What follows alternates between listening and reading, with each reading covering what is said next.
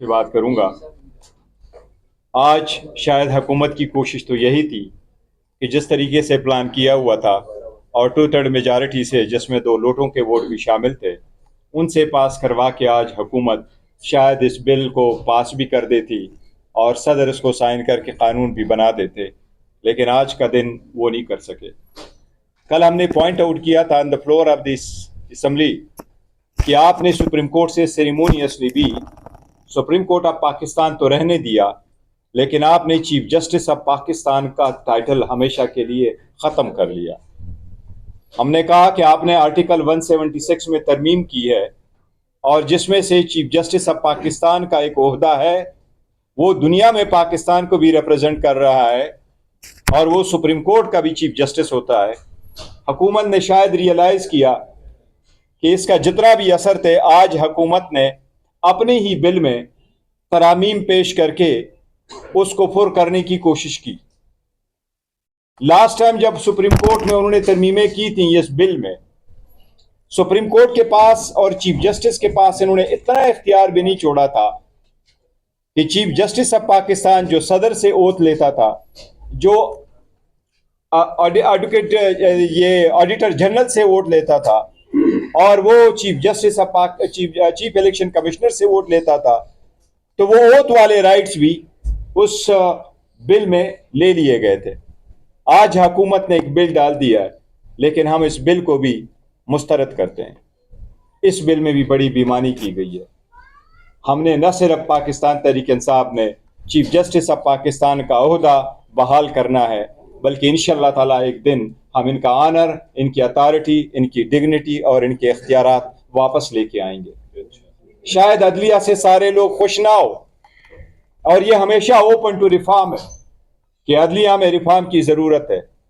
Reform के नाम से जजेस को के साथ ये बिहेवियर करना जिस तरीके से आईन में ये करने लगे थे, ये किसी दुनिया में एक्सेप्टेबल नहीं है। आज मैं सिर्फ आपको ये जिक्र कर रहा हूँ, हमने ये पॉइंट आउट किया असम्बली में कि चीफ जस्टिस ऑफ पाकिस्तान का ओहदा ख़त्म हुआ, दुनिया में पाकिस्तान कोई रिप्रेजेंट नहीं कर सकेगा, बिकॉज कोई ऐसा चीफ जस्टिस नहीं होगा, सुप्रीम कोर्ट का चीफ जस्टिस या फेडरल कॉन्स्टिट्यूशनल कोर्ट में से कोई एक भी नहीं है chief justice. It is very unfortunate कि आज इन्होंने एक तरमीम डाली है और बजाय इसके कि ये वापस चीफ जस्टिस ऑफ पाकिस्तान का ओहदा बहाल करते सुप्रीम कोर्ट में, इन्होंने इस मरतबा ये डाला है कि मौजूदा chief justice of supreme court यानी यहया अफरीदी साहब उस वक्त तक पाकिस्तान के चीफ जस्टिस रहे जब तक उसका ये ऑफिस है। ये उन्होंने अमीन में डाल दिया और इनका मतलब ये हुआ कि, और इसके बाद इन्होंने एक और तरमीम पहली मरतबा इंट्रोड्यूस कराई है। हमारे आईन में आर्टिकल 260 में सारे चीज़ों की डेफिनेशन मौजूद है, तारीफ मौजूद है। वहाँ चीफ जस्टिस ऑफ पाकिस्तान की तारीफ नहीं है, वहाँ चीफ जस्टिस की डेफिनेशन ज़रूर मौजूद है। उस डेफिनेशन का क्लास है आर्टिकल 260A। इन्होंने इस मरतबा उसमें ऐड कर दिया, आर्टिकल 260 में एक नया क्लास ऐड कर दिया AB, और मैं आपको पढ़ के सुनाता हूँ कि इन्होंने क्या किया है। इन्होंने उसमें यह लिखा है, chief justice of Pakistan means the senior amongst the chief justice of the federal constitutional court and the chief justice of supreme court. इनका मतलब यह है कि आर्टिकल 176 के मुताबिक यहया अफरीदी साहब जब तक उसका ओहदा है वो चीफ जस्टिस ऑफ पाकिस्तान रहेंगे। यहया अफरीदी साहब ने 24 अक्टूबर 2024 को ओथ उठाया था। उन्होंने 26 अक्टूबर 2024 को उन्होंने ओथ उठाया था और ये 3 साल का ओहदा है। 26 अक्टूबर 2027 को उसका ओहदा खाली हो जाएगा और उस ओहदे खाली होने के बाद आर्टिकल 260AB में जो डेफिनेशन क्लास ऐड कर दिया, उसके बाद फेडरल कॉन्स्टिट्यूशनल कोर्ट का चीफ जस्टिस पाकिस्तान का चीफ जस्टिस होगा। ये म्यूजिक चेयर उन्होंने सुप्रीम कोर्ट में भी रख लिया। 3 साल एक चीफ जस्टिस ऑफ पाकिस्तान होगा, फिर 3 साल एक और चीफ जस्टिस ऑफ पाकिस्तान होगा। ये तो आप लोगों ने पहले से ज्यादा बदतर किस्म किया कॉन्स्टिट्यूशन लेके आए।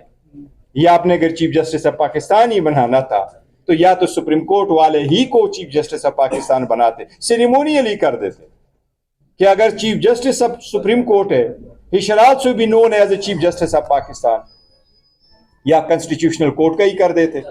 لیکن آپ نے یہ ویل چیئر رکھا ان کے درمیان میوزیکل کہ 2027 تک یہ حیا فریدی صاحب ہوں گے, اس کے بعد چونکہ senior most obviously constitutional court کا بن چکا ہوگا, پھر وہی ہوگا تو پھر وہ 2 سال کے لیے بیٹھے گا, پھر وہ ختم ہوگا تو چیف جسٹس آف پاکستان کا ختم ہوگا. آپ لوگوں نے جلدی میں ترامیم لا کے آپ لوگوں نے جس طریقے سے آئین کا سروکار کر لیا, آپ لوگوں نے سارا کچھ اس جمہوریت کا اور آزاد عدلیہ کا پورا شپ ڈبو دیا. اپنے مفادات کی خاطر آپ نے کچھ بھی نہیں دیا عوام کو. میں زرداری کو ایک بات کہوں, آپ ایک بات کے لیے مشہور ہیں کہ آپ ان گیو اینڈ ٹیک پہ بلیو کرتے ہیں, لیکن آپ نے زندگی بھر کے لیے استثناء لے کے اس مرتبہ ٹیک گیونگ میں کچھ بھی نہیں دیا اپنے عوام کو. آپ نے عوام کو ان کے گئے ہوئے انسٹیٹیوشن سے بھی آپ نے ایسا حرکت کیا کہ ہمارے بچے یاد رکھیں گے. لیکن مجھے امید ہے انشاءاللہ تعالی یہ ہم ریورس کر پائیں گے عوامی طاقت سے انشاءاللہ تعالی. جب کبھی ہمارے پارلیمان میں میجارٹی آئے گی, جب کوئی آزاد ججز کے سامنے یہ جائے گا تو یہ ریورس ہوگا. فیصلے ایسے ہی ہوتے ہیں ایوانوں میں, لیکن ایوانوں میں بیٹھ کے فیصلے ذاتی مفادات کے لیے نہیں ہوتے. ہم نے یہ کہا ہے کہ فیڈرل کنسٹیٹیوشنل کورٹ میں فیڈرل کنسٹیٹیوشنل کورٹ کے ہونے کا مسئلہ اتنا نہیں ہوتا جتنا ان کو اختیارات کا مسئلہ ہوتا ہے. آپ نے سپریم کورٹ کو ڈسٹرکٹ کورٹ چھوڑ کے اختیارات کسی اور کو دے دیے.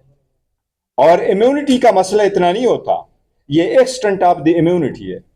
اس کا مطلب یہ ہے کہ زرگداری آئندہ اگر اپنے شوگر ملوں کے کنڈے ڈال کے چلاتا ہے تو چلائے رکھے, کیونکہ اب تو وہ امیون ہے, اس کے پاس تو نہ پرچہ آپ کر سکتے ہیں نہ کوئی اور کر سکتے ہیں.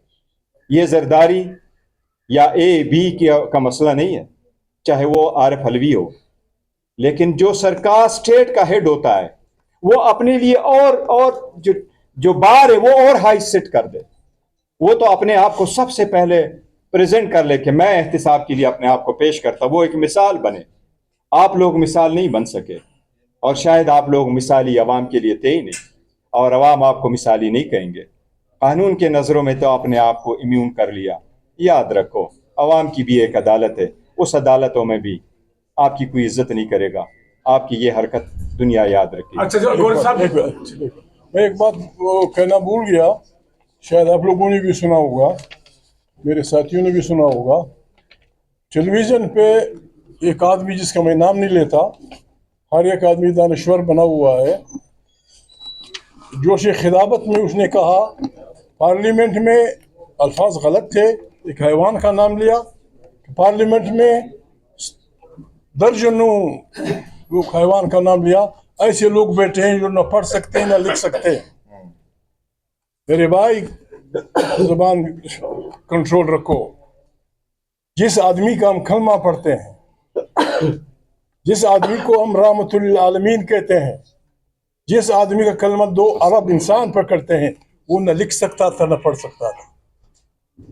جب اس پہ پہلی وہی آئی اقرا باسم ربک الذی خلق, تو انہوں نے کہا کہ میں نہیں پڑھ سکتا. آپ جب ان پڑھ اور لکھت پڑھ, اس میں آپ مہربانی کریں, آپ کراس کر جاتے ہیں لمٹس. وہ اخلاق کا نمونہ انسان محمد نہ لکھ سکتا تھا نہ پڑھ سکتا تھا, اور اس نے دنیا کو وہ نظام دیا کہ عربوں لوگ اس کو وہ کر رہے ہیں. یہ لگے ہوئے تھے بک بک کر رہے تھے ٹی وی پہ. اسٹاپ پلیز, مہربانی کریں اسٹاپ کریں. Thank you.